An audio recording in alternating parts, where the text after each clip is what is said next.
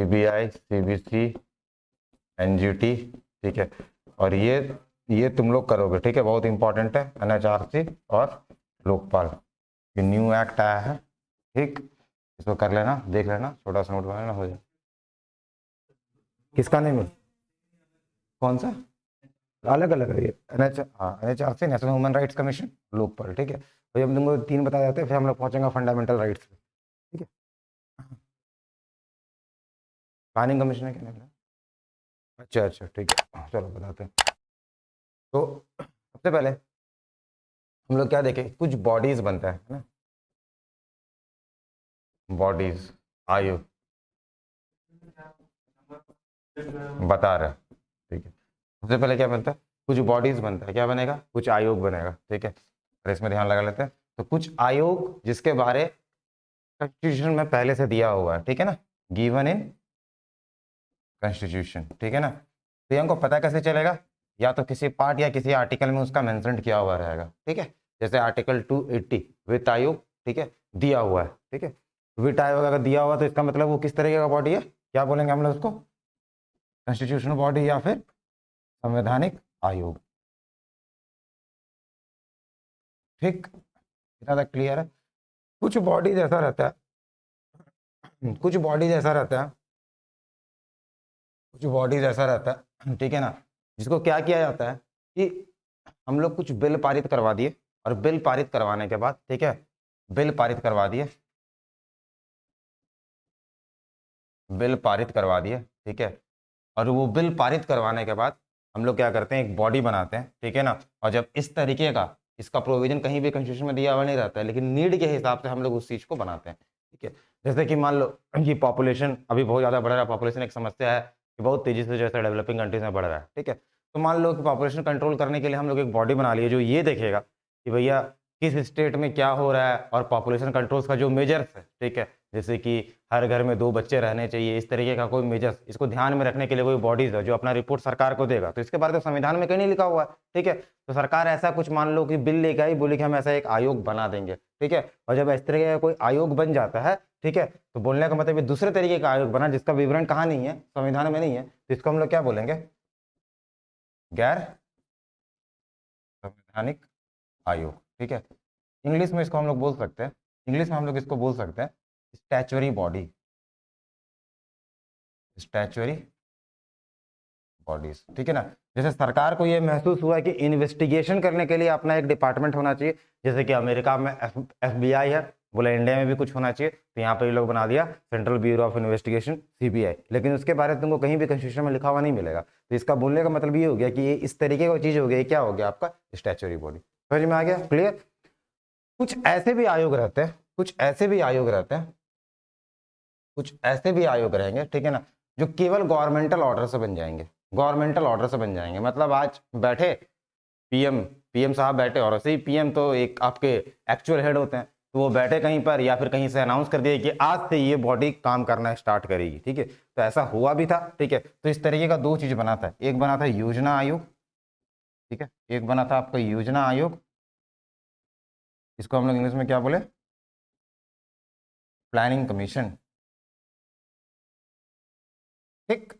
और यही planning commission को बाद में, यही प्लानिंग कमीशन को, यही प्लानिंग कमीशन को बाद में एक नए तरीके से ट्रीट किया गया, और उसको हम लोग क्या बोले, नीति आयोग, ठीक। बोलने का मतलब 3 तरीके का बॉडी बना जो हमको देखने को मिलता है, ठीक है। सबसे पहला जिसका विवरण संविधान में और कॉन्स्टिट्यूशन में, जिसको हम लोग बोलेंगे कॉन्स्टिट्यूशनल बॉडी, जिसका विवरण संविधान में नहीं हो, जो कोई बिल पारित करने कोई एक्ट के थ्रू बनेगा, उसको हम लोग बोलेंगे स्टैच्यूटरी बॉडी। और जो केवल एक आदेश के थ्रू बनेगा, कोई एक ऑर्डर के थ्रू बनेगा, उसको हम लोग क्या बोलेंगे, छोटा छोटा कुछ बॉडी, उसको हम लोग बोल सकते हैं एक्स्ट्रा जुडिशियल बॉडी। क्या बोल सकते हैं हम लोग इसको, extra, sorry, extra constitutional bodies, ये बोल दो, ठीक है, ये बोल सकते हो। या फिर तुम इसको सिंपल इंप्लीमेंटिंग बॉडीज बोल सकते हो, इंप्लीमेंटिंग बॉडीज बोल सकते हो, ठीक है, जो नीति निर्धारण करने का काम करे, मतलब नीति निर्धारण में आपके सहयोग का काम करे, इंप्लीमेंटिंग बॉडी। जैसे योजना आयोग का मेन फंक्शन क्या था, उसमें पंचवर्षीय योजना आता था, पंचवर्षीय योजना खत्म हो गया, कब खत्म हुआ, यस।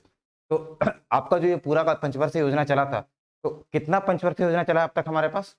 12। यस, ये थोड़ा चीज याद रखना, ठीक है ना। 12 अब तक हमारे पास 12 पंचवर्षीय योजना चला है, और 12 पंचवर्षीय योजना जो हमारे पास खत्म हो गया, तो पंचवर्षीय योजना में हम लोग क्या करते थे, 5 साल का प्लान बनाते थे कि अगले 5 साल में हम लोग को क्या क्या करना है, ठीक है। आइडियली ये माना जाता था कि सरकार जो चलेगी वो 5 साल चलेगी, तो 5 साल में सरकार के पास रोड मैप क्या क्या होना चाहिए, गरीबी हटाना चाहिए, बड़ा बड़ा इंडस्ट्री बनाना चाहिए, और इसी के बदौलत क्या करता था कि हम लोग टारगेट लेते थे कि तुम देखोगे कि हम लोग हेवी इंडस्ट्री सेटअप्स करेंगे, तो तुम देखना उसी time Bokaro steel plant, Rourkela steel plant, ये सब कुछ जो बनता था, ठीक है। तो इसलिए तुम इकोनॉमिक्स वगैरह में पढ़ते हो, क्या लिखा हुआ रहता है कि 3rd 5 ईयर प्लान के अंतर्गत ये चीज को इंप्लीमेंट किया गया है ना। गरीबी निवारण कार्यक्रम इसका प्रमुख उद्देश्य था, उद्देश्य गरीबी निवारण के लिए हम लोग क्या करेंगे कि लोगों को कुछ जॉब देना प्रोवाइड कोशिश करेंगे, हम लोग क्या करेंगे स्वरोजगार का कोई स्कीम्स लेके आएंगे। तो ये सब कुछ करने का काम कौन करता था? प्लानिंग कमीशन, ठीक है। लेकिन इसके बाद प्लानिंग कमीशन के बाद ऑब्वियस सा बात है, जब एक सरकार रहती है दूसरी सरकार आती है तो उस चीज को चेंज कर देती है। तो अभी क्या आया और इसको क्या बोला गया? नीति आयोग। इसका फॉर्मेशन कब हुआ था? जनवरी 2015। कभी कभी डायरेक्ट डेट पूछा जाता है, डायरेक्ट डेट पूछा गया है इनफैक्ट आपका बीपीएससी में कि कब हुआ था। तो 1 जनवरी 2015 को ये बनाया गया था नीति आयोग। कब बनाया गया था? 1 जनवरी 2015 को बनाया गया था, ठीक। 1 जनवरी 2015 को बनाया गया था। अगर गवर्नमेंट के वेबसाइट पे जाओगे, ठीक है, अगर गवर्नमेंट के वेबसाइट पे जाओगे तो गवर्नमेंट के वेबसाइट पे ये लिखा हुआ मिलेगा कि भैया ये जो नीति आयोग है ये भारत सरकार के लिए थिंक टैंक है। ये भारत सरकार के लिए थिंक टैंक है, मतलब जो सरकार को ये बताती है कि आपको इस समय ये काम करना है, आपको इस समय ये काम करना है। That is all about think tank, ठीक है। सरकार को ये बताएगी कि आपको ये काम करना है, आपको ये काम करना चाहिए, ठीक है। That is all about think tank. तो नीति आयोग किस तरीके का, अगर पूछा नीति आयोग क्या है, क्या नीति आयोग एक थिंक टैंक की तरह काम करती है? यस, बिल्कुल, ठीक है। यह ऑप्शन में आता है कि नीति आयोग की जो statutory body, constitutional body, non constitutional body, think tank. तो तुमको सही क्या मारना है? Think tank. समझ में आ गया? कब बना?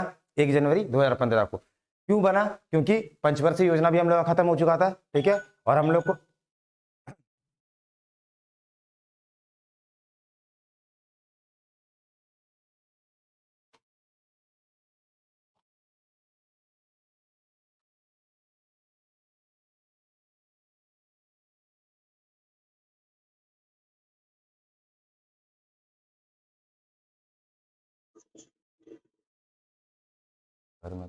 बाबू लिख के पूछो, ठीक है। तो थिंक टैंक समझ में आ गया? नीति आयोग, थिंक टैंक, ठीक। प्लानिंग आयोग को खत्म क्यों किया गया? क्योंकि पंचवर्षीय योजना खत्म हो चुका था तो काम नहीं था, सरकार अब नए तरीके से काम करना चाहती थी, तो नीति आयोग इसको बोला गया थिंक टैंक, ठीक है। अब इसके बारे में कुछ स्ट्रक्चर जानना जरूरी, ठीक, कि जब इसको बनाया गया ठीक है, तो इसको तो लीड करेगा कोई ना कोई, तो हेड करेगा, ठीक है। अच्छा, ये किस प्रिंसिपल पर काम करता है? ये प्रिंसिपल पे काम करता है कोऑपरेटिव फेडरलिज्म। ये किस प्रिंसिपल पे काम करेगा? कोऑपरेटिव फेडरलिज्म,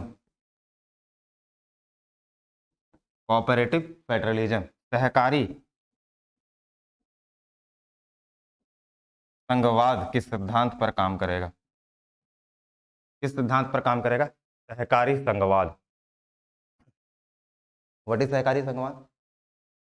फेडरलिज्म मतलब क्या कि बहुत सारे स्टेट यूनाइट हुए और एक राष्ट्र बना, यही होता है, ठीक है ना। और इंडिया जैसा, अगर इंडिया का अगर फेडरेशन का बात करें तो यहाँ पर कोई भी राज्य उससे अलग नहीं हो सकता, समझ में है ना। ऐसा कि नहीं आज झारखंड वाला बाहर निकल जाए और बोले कि हम अपना एक अलग देश बनाएंगे, उसको सोवरेनिटी इंटीग्रिटी पे खतरा मान जाएगा, बोलेंगे कि ये तो गड़बड़ काम कर रहा है, ऐसा नहीं होगा। लेकिन यूएस में ऐसा होता है, ठीक है। यूएस में मान लो कि मिशिगन एक स्टेट है, तो वहां से बाहर निकल के बोलेगा कि अपना एक अलग राष्ट्र बनाएंगे, एक अलग हम कंट्री बनाएंगे, तो बना सकता है, समझ में आया ना। तो ये चीज होता है। तो फेडरेशन का दो मतलब कि वहां से स्टेट फ्री हो भी सकता है, फ्री नहीं भी हो सकता है, ठीक है। और इंडिया जैसा अगर फेडरेशन का बात करें तो वहां पर कोई भी स्टेट जो है वो सेंट्रल आइडिया से फ्री नहीं होगा, मतलब वो कहीं ना कहीं आपका क्या होगा, सेंटर के अंडर नहीं बोल सकते, आपस में एक जुड़ाव के साथ काम करेगा और एक दूसरे से अलग नहीं होगा, ठीक है। और हम तुमको पहले ही बताएं कि हम लोग कॉन्स्टिट्यूशन का फीचर्स कुछ ऐसा बनाया गया, हम पहले ही क्लास में बताए थे कि हम लोग यूनिटरी फीचर्स के ऊपर ज्यादा काम कर रहे हैं, ठीक है। हालांकि लिखा हुआ तो है कि फेडरलिज्म, लेकिन यूनिटरी फीचर्स मतलब क्या हुआ, केंद्र को ज्यादा मजबूत बना दिया गया, ठीक है। क्या कर दिया गया? केंद्र को ज्यादा मजबूत बना दिया गया। जैसे तुम देखो ना, इमरजेंसी प्रोविजंस में क्या होता है, सारा पावर किसके पास आ जाता है? केंद्र के पास आ जाता है, ठीक है। और एक और पावर है, याद करो, जब आर्टिकल 249 चलता है, जब आर्टिकल 249 चलता है तो क्या होता है कि राज्य सरकार, राज्यसभा पावर दे देती है, क्या पावर दे देती है? केंद्र सरकार को। किस विषय पे कानून बनाने के लिए? जो राज्य के सब्जेक्ट्स हैं, जो स्टेट के सब्जेक्ट्स है, उस पे कानून बनाने का अधिकार किसको दे देती है? केंद्र सरकार। लेकिन तुम ऐसा सुने हो क्या कि परमाणु मुद्दे पर कानून बनाने का अधिकार राज्य को मिल गया? नहीं। इसका मतलब कहीं ना कहीं केंद्र को अधिक शक्तिशाली बनाया गया, ठीक है ना। तो इसलिए बहुत सारे जो आपके पॉलिटिकल साइंस के थिंकर है वो ये बोलते भी हैं, क्या बोलते हैं कि इंडिया जैसे स्टेट में जो आपका यूनियन है, जो आपके यूनियन के जो हेड है या फिर जो आपका संघ, उसको जो है अधिक शक्तिशाली बनाया गया है देन राज्य, ठीक है। हालांकि फिर भी काम हम लोग को ऐसे करना है कि दोनों एक दूसरे के सहयोग से काम करें, और यहीं से हमारा क्या आ जाता है? Cooperative federalism. अच्छा, कोऑपरेटिव फेडरलिज्म का एग्जांपल कहां देखने को मिलता है? कि जो भी टैक्स कलेक्शन होता है वो हम लोग स्टेट में डिस्ट्रीब्यूट करते हैं कि नहीं करते? जीएसटी एक कमेटी है, तुमको पता है जीएसटी ऐसा कमेटी में क्या होता है कि जीएसटी में कितना टैक्स बढ़ाएं, कितना टैक्स घटाएं, कुछ भी अगर नया डिसीजन अगर हमको लेना होता है, ठीक है, कुछ नए तरीके की चीज हमको इंप्लीमेंट करना होता है जीएसटी के थ्रू, तो सारे स्टेट के चीफ मिनिस्टर्स को हम लोग बुलाते हैं और उसमें 50% हम लोग को बहुमत चाहिए होता है, ठीक है ना। तो ये बहुत बड़ी बात होती है, ठीक है। तो भले कोई ऐसा बोल दे कि नहीं हर चीज में ये जीएसटी केवल केंद्र सरकार की गलती है, तो ऐसा बिल्कुल भी नहीं है, उसमें कंसर्न आपका भी लिया जा रहा है, ठीक है, वो बात अलग है। और पॉलिटिकल, जब भी हम लोग किसी जीएस पढ़ेंगे तो हम लोग को एक पॉलिटिकल माइंडसेट से ऊपर उठ के पढ़ना है, ठीक है ना। अभी जैसे हम हिस्ट्री पढ़ाएंगे हम तुमको और भी बहुत सारा कुछ बताएंगे, और जो लोग पढ़े उन लोग को पता ही है, ठीक है। तो उसमें हम तुमको बताएंगे कि ऐसा नहीं है केवल एक माइंडसेट से लेकर चलना है, नहीं तो हमेशा गलत करोगे एग्जाम में, ठीक है। तो वो तुमको ध्यान में रखना है। जैसे हम तुमको बताया था ना वो वाला बीपीएससी वाला आया था एग्जाम में, बीपीएससी नहीं था, बीआरएसआई का एग्जाम हुआ था ना। तो बीआरएसआई का सेकंड शिफ्ट का पेपर आया था ना कि अगर किंगफिशर नाम के ब्रांड की एक अल्कोहल कंपनी है, वो अपना अल्कोहल दुर्गा पूजा और दिवाली के टाइम अपना प्रोडक्शन नहीं करती है, तो इसका कारण क्या है, ठीक है। और नीचे में लिखा हुआ था धर्मनिरपेक्षता। अब पूरे न्यूज में सबको सेकुलरिज्म पढ़ते रहता है, दिमाग में वही चलेगा, सेकुलरिज्म मार के आ गया, जबकि गलत है वो, ठीक है ना, वैसा नहीं होता, ठीक है। तो वो चीज नहीं, अभी हम तुमको बताएंगे उसका सही आंसर क्या होगा। लेकिन कोऑपरेटिव फेडरलिज्म मतलब समझ में आया? डायरेक्ट सवाल भी आ सकता है, व्हाट इज कोऑपरेटिव फेडरलिज्म। तो इसमें क्या होता है कि जो आपकी यूनियन रहती है और जो आपकी स्टेट रहती है एक साथ कॉपरेशन में काम करती है, दैट इज सहकारी संघवाद, ठीक। तो नीति आयोग यही बोलता है कि हम लोग कौन कौन सा ऐसा प्रोविजंस लेके आए, नीति आयोग यही बोलता है कि हम लोग कौन कौन सा ऐसा प्रोविजंस लेके आए जिसके तहत क्या होगा कि केंद्र और राज्य साथ मिलकर काम करे, ठीक है। तो ये आपका होता है कोऑपरेटिव फेडरलिज्म। और इसके बाद एक चीज याद रखना, आप चूंकि यहाँ पढ़ ही रहे हो तो एक चीज याद रखना, इस चीज को ध्यान में रखने के लिए ये एक प्लान लेके आता है और बहुत सारा प्लान यूज करता है और सरकार को बताता है कि आपको ये करना चाहिए और ये नहीं करना चाहिए। जैसे अभी एक तुम सिस्टम सुने होगे, आकांक्षी जिला कार्यक्रम, आकांक्षी जिला कार्यक्रम,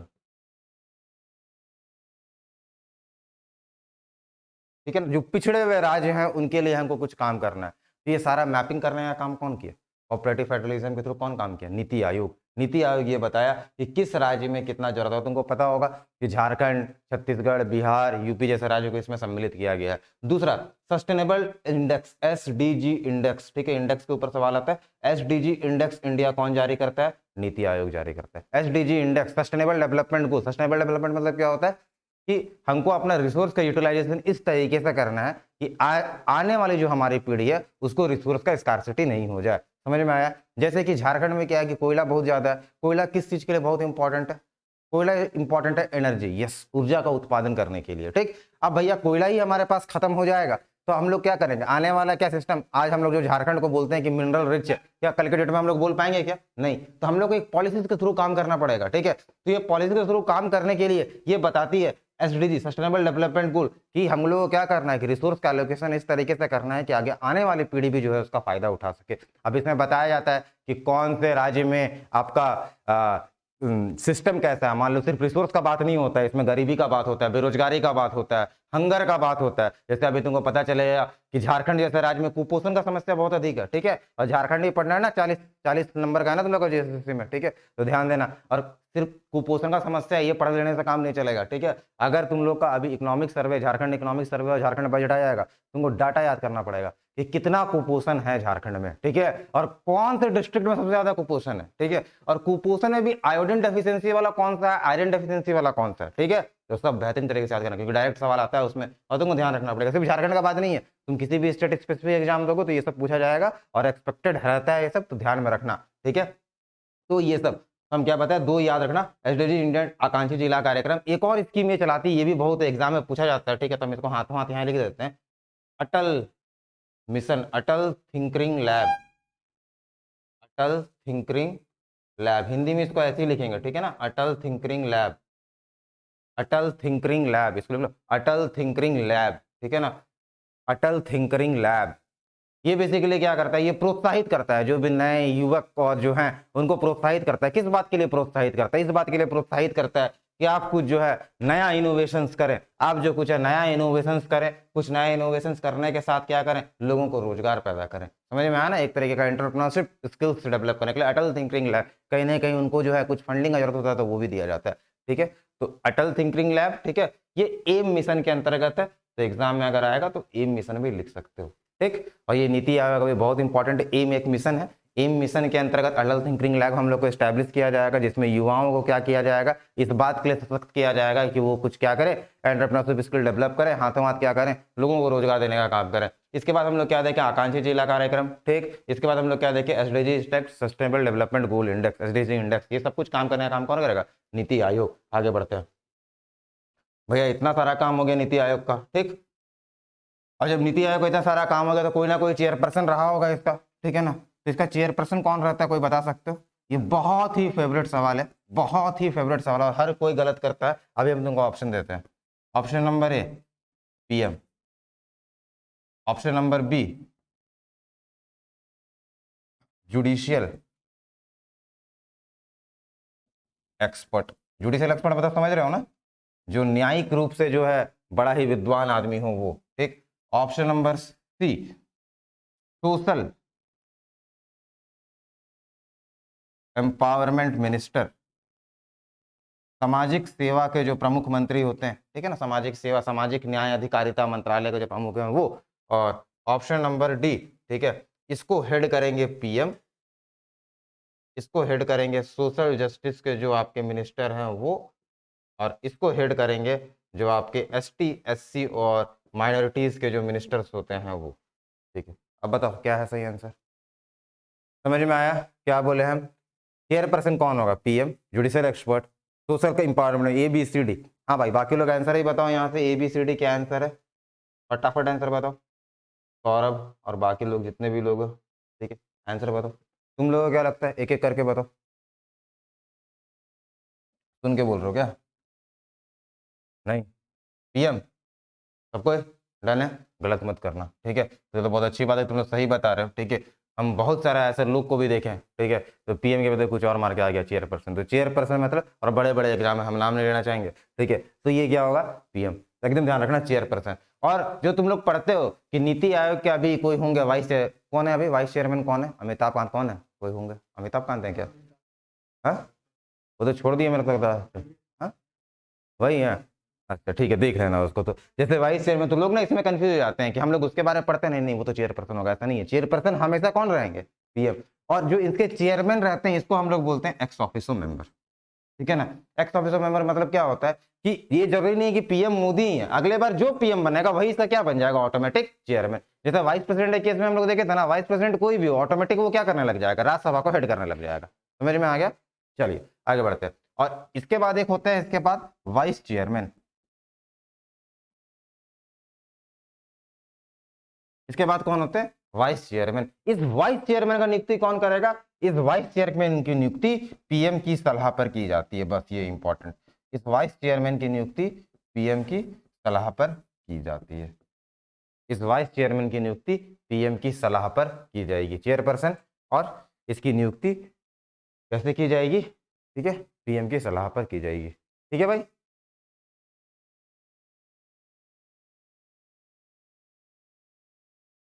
बढ़े आगे। तो एक दूसरा कमीशन देख लेते हैं।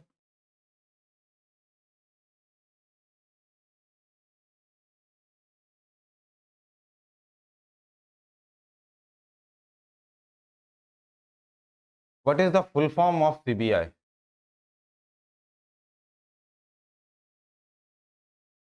बहुत अच्छा, central bureau of investigation. Option,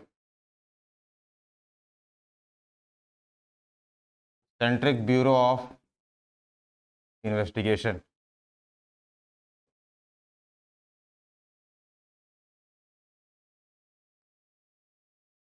central investigating bureau,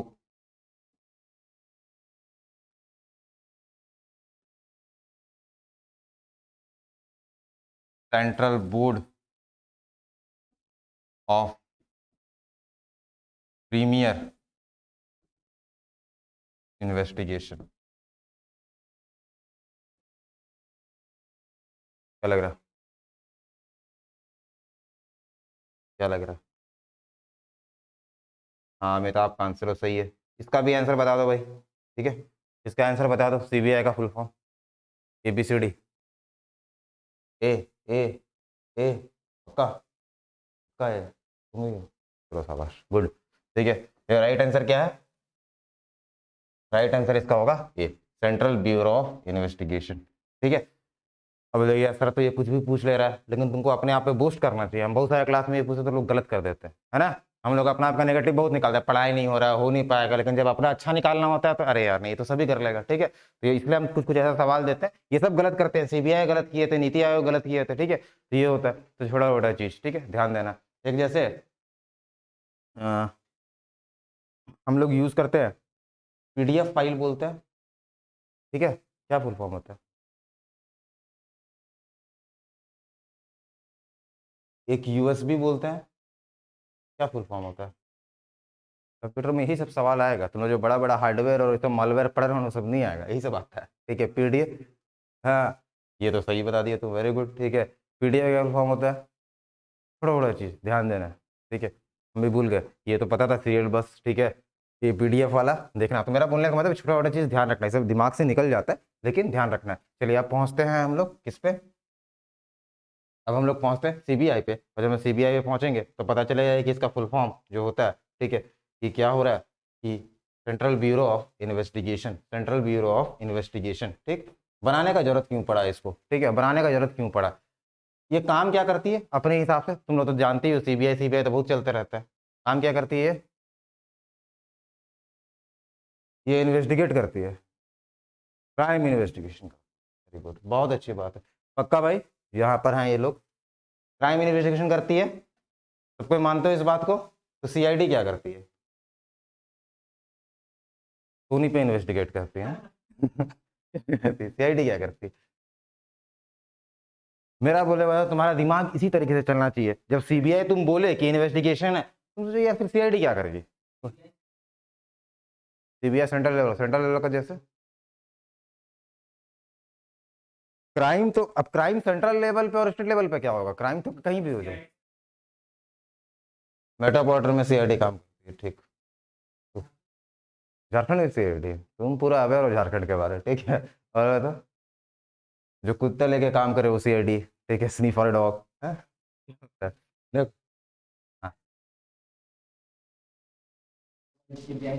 CBI जांच कर देगा, चलो ठीक है, कोशिश करना समझने का भी क्या बोल रहे हैं। Central bureau of investigation basically जब सेकंड वर्ल्ड वॉर हुआ, इसका कॉन्सेप्ट आया कहाँ से, ठीक है, जब सेकंड वर्ल्ड वॉर हुआ, ठीक है, तो बहुत सारे जगह पे बहुत ज्यादा ऐसा कुछ मिस गवर्नेंस फैला हुआ है, ठीक है, कुछ क्राइम्स वगैरह कुछ ऐसा सिस्टम, ऑब्वियस बात है, भूखमरी उखमरी का सिस्टम हो जाएगा तो क्राइम वगैरह बहुत ज्यादा फैलेगा, ठीक है। और क्राइम वाइम फैलने के साथ साथ क्या हो रहा था कि मिस गवर्नेंस और बहुत सारा कुछ ऐसा एक्टिविटीज फैल गया था जिसपे लगाम लगाना जरूरी था। तो अकेले पुलिस के बस का ये चीज था नहीं, ठीक है। तो पुलिस वाले लोग क्या किए कि बोले कि हम लोग एक इन्वेस्टिगेशन एजेंसी बनाते हैं और वो देखते हैं और वो रिपोर्ट करेंगे पुलिस को कि ऐसा कुछ है, तो हम लोग क्या करेंगे, अगर ऐसा कुछ है तो वहां पर जाके उस चीज को कर्व करने का कोशिश करेंगे, सिंपल सा लॉजिक है, ठीक है। ये चीज करने का कोशिश किया गया। तो ये ब्रिटिश इंडिया, अब ऑब्वियस बात है, ये सेकंड वर्ल्ड वॉर था तो 1946 में क्या चल रहा था आपका, ब्रिटिश इंडिया, ठीक है। तो ब्रिटिश इंडिया इस चीज का कोशिश की थी। धीरे धीरे जब हमारा, अच्छा इस चीज का अगर इतना इंपॉर्टेंस रहता तो इसको संविधान में जगह दिया जाता, लेकिन संविधान में इस चीज को जगह नहीं दिया गया। बोला ये गया कि ठीक है अगर इसका जरूरत पड़ेगा तो फर्दर कोई लॉज बना के हम लोग इस तरीके की कोई एजेंसी डाल देंगे, ठीक है। और इसके बाद क्या होता है, होता ही है, बीच में हमको वैसा कोई जरूरत पड़ा नहीं, ठीक है। लेकिन धीरे धीरे ऑब्वियस बात है, जनसंख्या बढ़ेगा, लोग डेवलपिंग से डेवलप्ड की तरफ हल्का हल्का बढ़ेंगे, इनफैक्ट अंडर डेवलप्ड से डेवलपिंग की तरफ हल्का हल्का बढ़ेंगे, प्रोडक्शन बढ़ेगा, लोग के पास पैसा आएगा, बहुत सारा कुछ होगा। तो एक एक जो खराब मेंटेलिटी होता है वो भी तो बढ़ेगा ना। अब जैसे तुम कितना भी 5G लेके आ जाओ, जितना भी सुपर कंप्यूटर लेके आ जाओ, लेकिन तुम क्या साइबर फ्रॉड को रोक सकते हो? क्या नहीं रोक सकते हो, ठीक है। तो जब जितना ये पार्ट है, जब टेक्नोलॉजी जितना ज्यादा इंटीग्रेट करता है, टेक्नोलॉजी जितना ज्यादा एडवांस होता है, हाथों हाथ क्या होता है उतना ही कुछ प्रॉब्लम भी आता है हमारे साथ, ठीक है। तो एडवांस कंट्रीज है, तो एडवांस कंट्री अगर हम बनने की दिशा की ओर अग्रसर है तो कुछ ना कुछ प्रॉब्लम आएगा ही। तो इस चक्कर में क्या हुआ कि हम लोग एक कमेटी बनाते हैं CBI, ठीक है, और इस कमेटी को बनाया गया था 19, कब, वेरी गुड, इस कंपनी इस बॉडी को बनाया गया था 1963, ठीक है, एस्टैब्लिश्ड इन 1963, ठीक है, एस्टैब्लिश्ड इन 1963, ठीक है, सेंट्रल ब्यूरो ऑफ इन्वेस्टिगेशन। ठीक है, एक लाइन लिखना, it is the premier investigation agency of police, it is premier investigation agency of police, it is premier investigation agency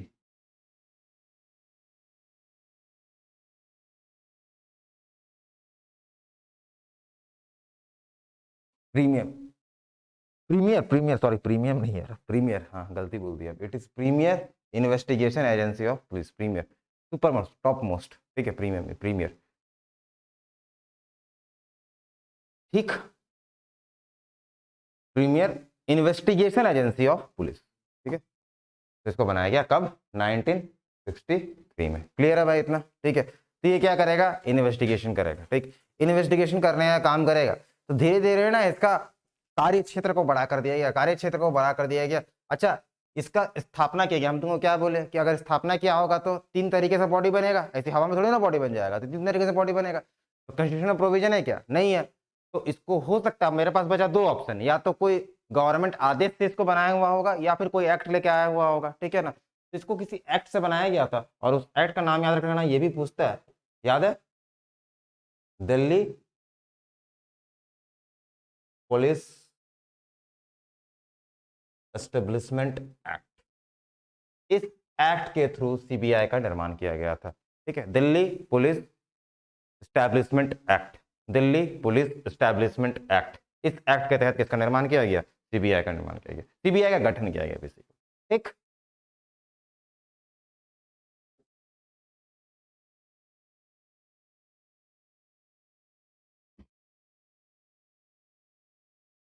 बढ़े आगे, ठीक। इसके एक हेड होंगे, ठीक है, दिल्ली पुलिस से बनाया गया। अच्छा, एक चीज बता रहे थे हम तुमको कि क्या हुआ कि जब ये बन रहा था, ठीक है, जब ये बना तो इसका ना दायरा बड़ा कर दिया है कि भैया आप ये भी चीज करिए, क्राइम वगैरह अगर होता है तो इस तरह किसी तरह का मिस गवर्नेंस होता है तो वो भी देखिए, भ्रष्टाचार वगैरह कुछ हो रहा तो ये भी देखिए। तो बोला भैया इतना सब कुछ तो नहीं देख पाएगा, सरकार को लगा इसके ऊपर ज्यादा लोड हो जाएगा, ठीक है ना। तो इस तरीके से धीरे धीरे हम लोग क्या देखते हैं कि 2 और डिपार्टमेंट बनता है बाद में। एक को हम लोग बोलते हैं CVC, central vigilance committee, central vigilance committee, और दूसरा जो आपका अन्ना आंदोलन के बाद आया था जिसको हम लोग क्या बोलते हैं, लोकपाल और लोकायुक्त, ठीक है। तो लोकपाल लोकायुक्त और सीवीसी, ये लोग भ्रष्टाचार के ऊपर जांच करता है। और ये लोग क्या करता है, बेसिकली क्राइम रिपोर्टिंग वगैरह में पुलिस का साथ देता है और उसको बताता है। मान लो कुछ तरीके से अगर हम लोग उसको सॉल्व नहीं कर पा रहे, कुछ ऐसा मिस्ट्री केसेस है सॉल्व नहीं कर पा रहे हैं, तो वो इसके जो एक्सपर्ट्स हैं वो लोग इसको सॉल्व करने का कोशिश करते हैं, ठीक। अब तुम ये बोलोगे कि ये सीबीआई, उसका बोलना सही था, कहीं ना कहीं सीबीआई एक तरीके से सेंट्रल लेवल पे काम करती है, ठीक है। और सीबीआई उस स्टेट में तभी काम कर सकती है अगर उस राज्य के हाई कोर्ट, ठीक है, या सुप्रीम कोर्ट उसको ऐसा ऑर्डर करने का कुछ फरमान दिए, ऑर्डर दिए कि आप जाइए सीबीआई झारखंड राज्य में इस केस का निपटारा करेगी, तब, ठीक है। हाँ, हाँ, स्टेट में चाहे तो वहां के जो एग्जीक्यूटिव हेड है वो उसको परमिशन नहीं दे सकते, ठीक है। जैसे वेस्ट बंगाल में परमिटेड नहीं है कि सीबीआई आए और वेस्ट बंगाल में किसी मामले का जांच करे। समझ में आ गया ना। तो ये चीज क्या बोल रहे थे तुम, हाँ, स्टेट का, तो स्टेट के ऊपर ये ऑप्शन है, अगर स्टेट चाहे तो स्टेट मना करवा सकती है, बोलेगी कि जो है सीबीआई मेरे स्टेट में जांच नहीं करे। क्यों, क्योंकि उनको ये लगता है कि जो सीबीआई वाले हैं वो कहीं ना कहीं सेंट्रल के अधीन रह के काम करते हैं, तो उनका जो रिपोर्ट होगा वो कहीं ना कहीं सेंट्रली बायस्ड होगा, और जो स्टेट की गवर्नमेंट है उनको डिफेम करने का कोशिश किया जाएगा उनके रिपोर्ट के थ्रू या उनके जांच के थ्रू। समझ में आ गया ना। सपोज जैसे हम एक केस बताते हैं, मान लो कि हाथरस जैसा कुछ केस हो गया, ठीक है। अब हाथरस जैसा कुछ केस हो गया, ठीक है, अब ये बड़ा ही भीषण केस था। अब इस केस में अगर मान लो सीबीआई से जांच करवा दिया जाता, ठीक है, और सीबीआई अगर जांच करती और पता चलता कि उसमें उस सरकार के कोई आदमी ही लिप्त हैं, ठीक है, ऐसा माना जाता, ठीक है, ऐसा हो सकता था, मान लो ऐसा हुआ, तो क्या सीबीआई वो रिपोर्ट को जारी करेगी, पब्लिक करेगी, नहीं करेगी। क्यों नहीं करेगी सीबीआई उस रिपोर्ट को जारी, क्योंकि वो तो किसके अंडर काम कर रही है, उस मिनिस्टर, उस सेंटर के अंडर काम कर रही है, सेंटर वाले लोग उसको भेज रहे हैं, ठीक है। तो ये जो ताना बाना है ये बड़ा ही खतरनाक है, ठीक है। इसलिए इस केस तुम बहुत सारा चीज देखोगे कि बहुत सारा जो बड़े बड़े केस होते हैं उसमें कभी भी आइडियल रिपोर्ट नहीं आ पाता है, या फिर रिपोर्ट को ही दबा दिया जाता है, ठीक है। जैसे मेरे कुछ कुछ दोस्त जैसे आईबीज वगैरह में हैं, ठीक है, तो वो लोग बताते हैं कि किस तरीके का केस चलता है, ठीक है। तो ये जो है आपका जानबूझ के बहुत सारे केसेस को दबाने का काम जो किया जाता है, बहुत बार क्या होता है जानबूझ के केसेस डिस्पोजल ही नहीं किया जाता है, ठीक है। कभी रिसर्च करके देखना गूगल में, तब तुमको पता चलेगा कितने बड़े बड़े केस को दबाया गया, ठीक है। जस्ट बिकॉज, क्यों, क्योंकि वो कहीं ना कहीं सेंटर के अंदर काम कर रही है और उनके ऊपर प्रेशर डाल दिया जाता है। ऑब्वियस सा बात है, तुम्हारे घर में तुम्हारा शादी ब्याह हो गया, 2-3 बच्चे, ऊपर से तुमको प्रेशर डाल दिया गया कि अगर आप ऐसा करिएगा तो आपको जॉब से निकाल दिया जाएगा, आपके ऊपर 3-4 एलिगेशन डाल दिया जाएगा, तब कभी भी डर से वो काम करोगे क्या? नहीं करोगे। और हम पहले ही बोले थे कि इंडियंस जो होते हैं बड़े इमोशनल होते हैं, हर चीज़ से बड़े कनेक्टेड होते हैं, ठीक है। बाकी जगह पैसे नहीं होगा डेवलप्ड कंट्रीज पे, वो लोग उतना ज़्यादा कनेक्टेड और इमोशनल नहीं होते, बट ठीक है। तुम देखोगे विसल ब्लोअर जो चीज़ रहता है, विसल ब्लोअर एक्ट कहाँ से आया था? ये आपका वेस्टर्न कंट्रीज से आया था, ठीक है। इसमें क्या होता है, विसल ब्लोअर मतलब अगर मान लो हम तुमको करप्शन करते हुए देख लिए तो हम क्या करेंगे, सीधा सेंट्रल अथॉरिटी को बता देते हैं, ठीक है, बिना अपना परवाह किए कि मेरे ऊपर क्या होगा, बिना अपना कुछ थ्रेट को ध्यान में रखते हुए, ठीक है। ऐसे इंडिया में हमको बहुत कम देखने को मिलता है। तब हम तुमको बताए सीबीआई, तो बहुत सारी स्टेट चाहे तो मना कर सकती है, ठीक है। तो सीबीआई किसी भी स्टेट के ऊपर थोपा नहीं जा सकता, ये बात याद रखना, ठीक है। उसके बाद हम लोग क्या देखेंगे, जब सीबीआई वहां पर काम नहीं करेगी तो फिर वहां पर क्या काम करेगी, तो जो वहां की अपनी स्टेट पुलिस होती है, जैसे झारखंड पुलिस, ठीक है, तो झारखंड पुलिस जो अपनी स्टेट पुलिस होगी तो उसकी अपनी एक एजेंसी होगी जिसको हम लोग क्या बोलेंगे, ठीक है। तो ये स्टेट एजेंसी होती है, क्या एजेंसी होती है, स्टेट पुलिसिंग एजेंसी, ठीक।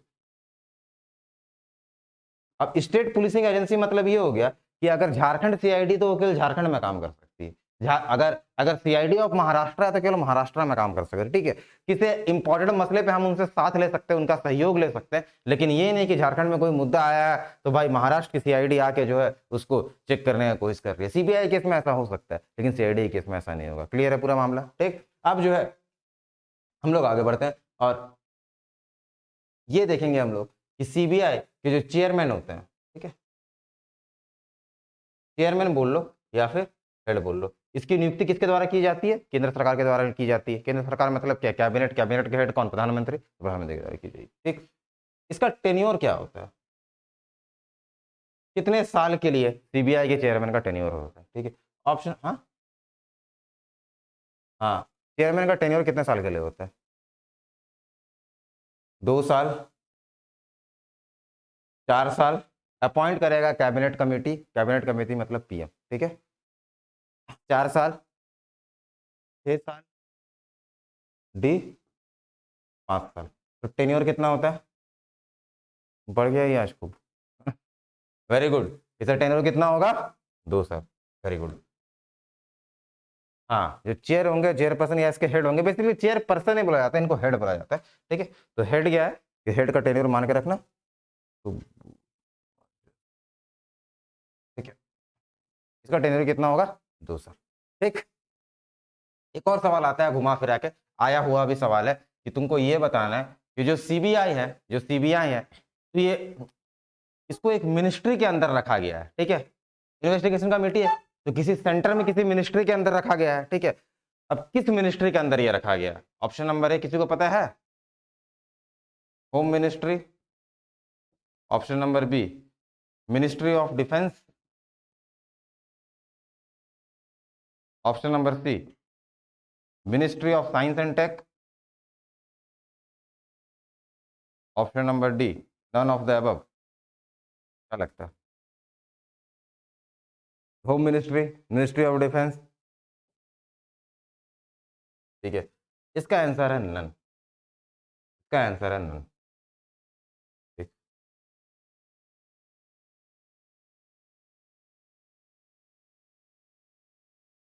क्यों, ये तुम सपने में भी नहीं सोचोगे कि इसको कार्मिक मंत्रालय के अंदर रखा जाता है, ठीक है ना, मिनिस्ट्री ऑफ पर्सनल। इसलिए एग्जाम में ये सवाल बहुत बार देखा गया, बहुत कम देखा गया और बहुत अच्छे एग्जाम में देखा गया। तो कभी भी ऐसे सवाल के लिए तैयार रहना, क्योंकि मैक्सिमम लोग उसमें मिनिस्ट्री ऑफ मतलब होम मिनिस्ट्री मार के आएंगे, तो इसको कार्मिक मंत्रालय के अधीन रखा गया, ठीक है, कार्मिक मंत्रालय के अधीन रखा गया।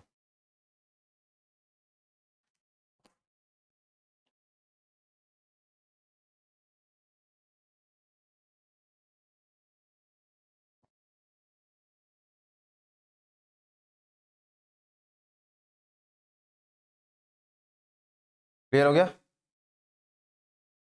बढ़े आगे।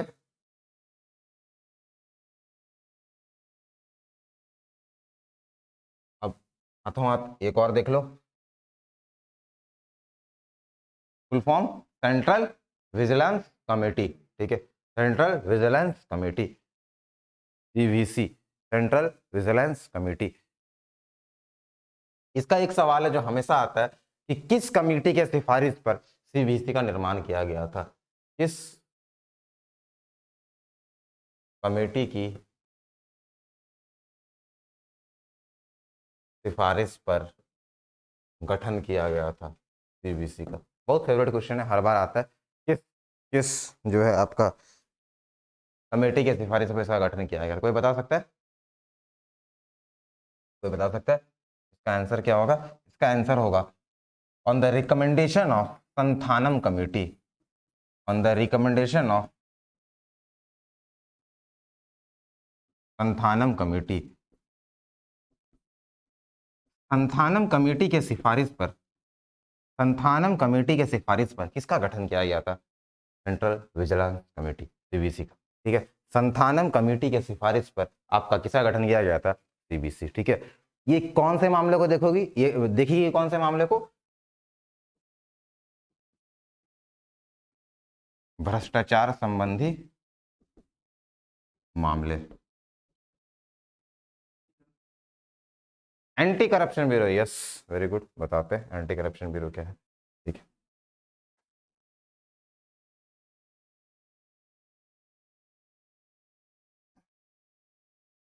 जैसे सीआईडी देखे, सीबीआई सीआईडी, बहुत अच्छा क्वेश्चन, वेरी गुड। ठीक है, एक हम लोग सीबीआई सीआईडी देखे, उसमें क्या था? सीबीआई सेंट्रल लेवल पे किसी भी स्टेट में जाके क्या कर सकते हैं? वहां पर जांच कर सकते हैं। हम लोग डिमांड कर सकते हैं कि भैया आप देखिए कि इस तरीके का मुद्दा है, स्टेट पुलिसिंग उसको सॉल्व करने में असक्षम है, तो आप जाके देखिए। ठीक है, बहुत बार भ्रष्टाचार के मुद्दे ऐसा होते हैं, तो उसमें भी हमको ये लगता है कि कहीं ना कहीं जानबूझ के केंद्र सरकार द्वारा अगर इस तरीके की कमेटी को भेज दिया जाएगा और हमारे ऊपर कुछ ऐसा, कुछ कमेटी बैठा के जो है हमारे ऊपर कुछ चेक करवाया जाएगा, उस मसले का जांच पड़ताल करवाया जाएगा, तो हो सकता है कि हमारे ऊपर गलत एलिगेशन लगाया जाएगा। ठीक है, तो एक तरीके एक और बॉडी जो कि स्टेट अपने लिए यूज करती है, उसको हम लोग क्या बोलते हैं? Anti corruption bureau. तो एंटी करप्शन ब्यूरो भी जांच करवाती है, अन्य मुद्दों पर जांच करवाती है, उसका डायमेंशन छोटा है देन सीबीसी से। और एंटी करप्शन ब्यूरो हर स्टेट की अलग अलग हो सकती है, सीबीसी केवल एक होगी। ठीक है, क्लियर? अच्छा, सीबीसी अगर एक होगी तो इसके हेड, जैसे तुम बहुत बार तुम देखो किसी किसी अभी झारखंड में कहीं पार होते देखना, तो कभी किसी एम्बेसडर वाले गाड़ी पर नीचे लिखा विजिलेंस कमेटी। ठीक है ना, तो विजिलेंस कमेटी के वो मेंबर रहेंगे। ठीक है ना, तो वो हर स्टेट में डिफाइंड रहता है। कोऑपरेटिव फेडरलिज्म, ठीक है, तो क्या होगा? हर स्टेट में क्या रहेंगे? उनके कुछ कुछ मेंबर्स अपॉइंटेड रहेंगे। ठीक है, हेड्स अपॉइंटेड रहेंगे, स्टेट विजिलेंस कमेटी के हिसाब से तुम उसको मान सकते हो। ठीक है, तो ये तरीका होता है। और एंटी करप्शन ब्यूरो, दिल्ली में एंटी करप्शन ब्यूरो है। ठीक है, बाकी कुछ कुछ स्टेट्स में और एंटी करप्शन ब्यूरो है।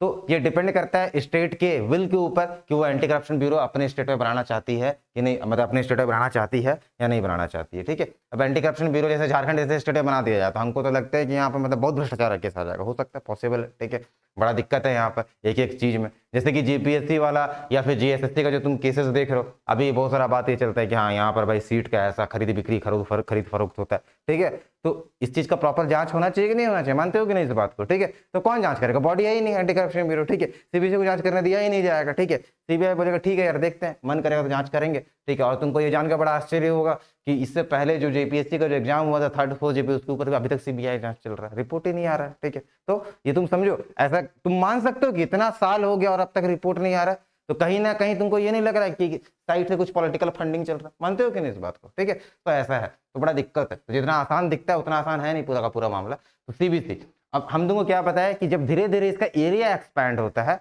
जब एरिया एक्सपैंड होता है, इनका इनका कार्य करने का जो कार्य क्षेत्र बड़ा हो जाता है, तो हमको किसी किसी और चीजों का जरूरत पड़ता है। जैसे कि मान लो अगर प्राइम मिनिस्टर करप्शन किया तब क्या करेंगे? ठीक है, काउंसिल ऑफ मिनिस्टर्स करप्शन किया तब क्या करेंगे? तो सेंट्रल वाले तो करने से रहे, इसलिए अन्ना आंदोलन हुआ था। और जब अन्ना आंदोलन हुआ था तो ये बताया गया था, ठीक है, कि हम लोग को एक लोकपाल का जरूरत है, एक सेंट्रल लोकपाल जो कि सेंट्रल मिनिस्टर पीएम के साथ साथ बाकी लोगों के कार्य व्यवहार का जो है जांच करे। अगर किसी तरह कुछ ऐसा मितव्ययता या फिर ऐसा कुछ गतिविधि पाया जाता है जिससे हमको ये पता चलता है कि कुछ बड़े तरीके का भ्रष्टाचार हुआ, तो उसको रोकने का काम करे। ठीक है, और जब इसी चीज को स्टेट का सीएम और बाकी लोगों के लिए एप्लीकेबल किया जाएगा, स्टेट के ब्यूरोक्रेट्स के लिए अप्लाई किया जाएगा, जिसको हम लोग बोलेंगे लोकायुक्त। समझ में आया? लोकपाल और लोकायुक्त। लोकपाल सेंट्रल लेवल पे, स्टेट लेवल पे क्या? लोकायुक्त। ठीक है, तो ये तुमको ध्यान में रखना है। ठीक है, तो सीबीसी किस कमेटी की सिफारिश पर? संथानम कमेटी की सिफारिश में भ्रष्टाचार संबंधी मामले को देखिएगा। इसका गठन कब किया गया था? इसका गठन किया गया था 1964 को। ठीक है, इसका गठन कब किया गया था? 1964 को। ठीक,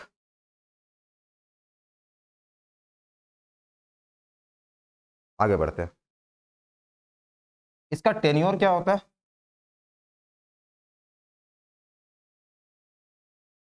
4 साल या, यस, 4 साल या 65 साल, जो भी पहले आ जाए वो। ठीक है, 4 साल या 65 साल बोलने का मतलब क्या है? मान लो किसी का अपॉइंटमेंट 64 साल में होता है। ठीक है, तो क्या 4 साल काम कर पाएगा क्या? नहीं। तो जैसे ही 1 साल होगा उसका क्या हो जाएगा, टेन्योर खत्म। ठीक है, तो ये ध्यान रखना, इसका मतलब यही होता है, इतना और इतना मतलब। ठीक, चलिए, तो ये सीबीसी भी हो गया, संविधान कमेटी, ये सब।